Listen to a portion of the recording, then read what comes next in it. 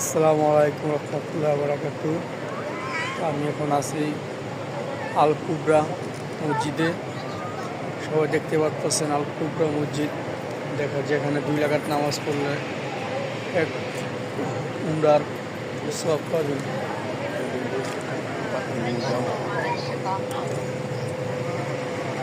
মাশাআল্লাহ, দেখতে আলহামদুলিল্লাহ অনেক সুন্দর।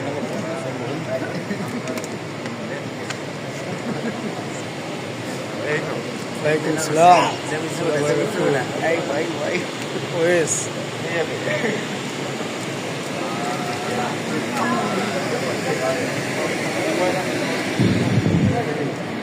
Chappal box, duty box. Chappal box, duty box.